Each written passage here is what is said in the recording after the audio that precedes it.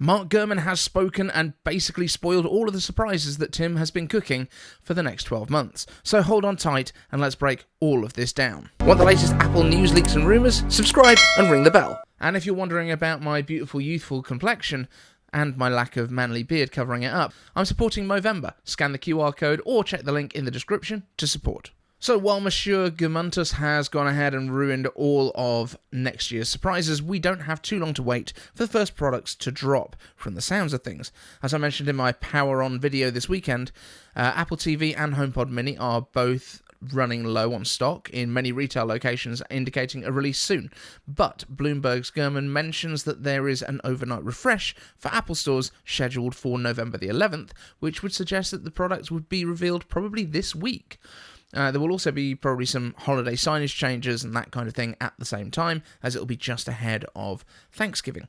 So Apple TV is likely to get the long-rumoured chip update to at least an A17 Pro chip, bringing the joys of Apple Intelligence to the Apple TV for the first time. Now, I know there will be a lot of you thinking, is it even worth getting it? But here's a few ideas for what Apple Intelligence could do on Apple TV. First, dynamic subtitles for languages that weren't included with a show. That could be super handy, and while they're probably going to be imperfect, being able to translate from full phrases rather than individual words should make them a lot more reliable and a lot more accurate. Second, far better recommendations on what you like to watch and when you like to watch them. For example, perhaps you don't like to watch shows with violent themes while the kids are around, but you would like them recommended after a certain time when they're safely tucked up in bed. You wouldn't need to set this, Apple would learn when you watch those shows. Third, improved live captions when you're using FaceTime on continuity camera. Like, the TV is a great place to make calls. That's what we've seen in the movies all these years. And fourth, AI upscaling of games, especially as that chip would also feature hardware ray tracing. Honestly though, Apple TV was pretty much neglected this year at WWDC, and I have a feeling it's because a lot of the newer features are hardware constrained. So let's see what we get. Also, the HomePod Mini is certainly due an update, as they're currently running on an S5 chip, which is the same chip that powered the Apple Watch Series 5, which is 5 years old at this point. Apple could go for the S10 from the current generation of watches with an N1 wireless chip for quicker connectivity, or possibly an A chip as well. And again, the most deeply binned A17 chips ever would be absolutely fine for a HomePod. They only need like maybe 1 or 2 cores that work. That would enable on-device intelligence, but also cost Apple almost nothing. And if they can afford to put that chip into the Apple TV, which is rumoured to get a price drop as well to $99, they can afford to put the even more binned versions into a smart speaker at the same price. Now, what would be the new features on the HomePod? I'm not even sure. We've been waiting for the option to use HomePod Minis as rear speakers with regular HomePods in a surround sound system, which would be fantastic. Can we glue one to the ceiling as well for Atmos? That would definitely please my buddy Sigmund on Magic Rays of Light. More than anything though, both of these products will gain newer chips for the updated Siri, which will be better. By all accounts, this is the new version of Siri that will use a custom model based on Google's Gemini technology running on Apple's private cloud compute servers. So any queries that can't be completed on the device are kept safely within Apple's own servers and deleted immediately afterwards.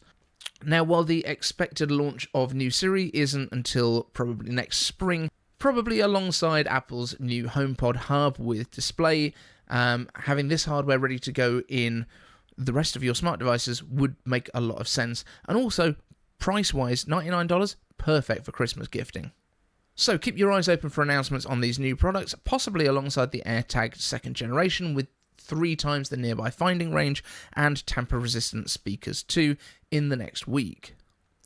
Now, beyond these expected releases for later this year, into 2026, spoiler-in-chief at Bloomberg, Mark Gurman, has suggested that in the early part of the year we'll see an iPhone 17e, a 12th generation iPad, an iPad Air with M4 in probably 2 sizes as usual, a MacBook Pro M5 Pro and M5 Pro Max. No.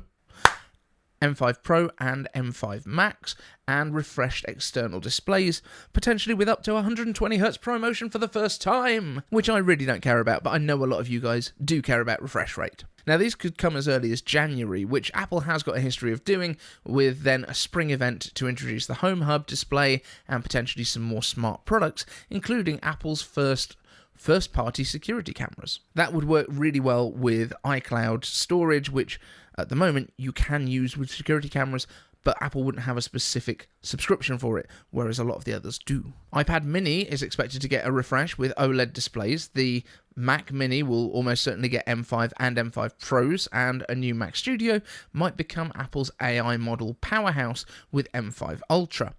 Now, does that mean that the venerable Mac Pro will finally be laid to rest, or will it get a new lease of life? Who knows, but it's currently languishing with just M2 Ultra chips, and at a much higher price than the M3 Ultra based Studio. Now, it is really good for propping doors open though, so there's that. And of course, we will have the usual crop of iPhones, Apple Watches, and the usual September shenanigans, but from the sounds of it, one of those shenanigans could be more bendy than before. Apple is expected to introduce the first foldable phone in 2026, and fingers crossed they've worked out a compelling reason for it, because honestly, I don't think anyone else has yet. And then before the year is out, redesigned MacBook Pros with a thinnish chassis, touchscreens and OLED displays. So we're going back to thinner again. Now, the only way that I think this would be a good idea is if the chassis gets thinner, but the lid gets a little thicker, like iPad Pro thick. Because if it's similar to that, it's finally feasible that Face ID could arrive on the Mac. The challenge so far has been that the depth required for that Face ID sensor is not there in the thin lid of a MacBook, but we know that it'll fit in an iPad Pro because, well, it does. That would also give the MacBook Pro the option for one of those fancy new square sensors like the iPhones have for the FaceTime cameras, and give it one of the best cameras built into any computer on the planet. And I, for one, would be down for that. And as a tasty little bonus, Mark even mentions that Apple may ship the first of their smart glasses, which I can only hope are called iSight. Let's recycle that name, as he mentions that small quantities are already in production. But I think they are probably a story for another day. So, thank you so much for the Patreons. If you want to support my Movember campaign, there is a QR code, or feel free to click the link in the description to help support men's mental health. And if you've not noticed, I am aiming to release all of these videos at 6 PM UK time, which is 10 AM California time, or exactly the time that Apple releases their events. So, hopefully that is a decent time for most people. See you in the next one tomorrow.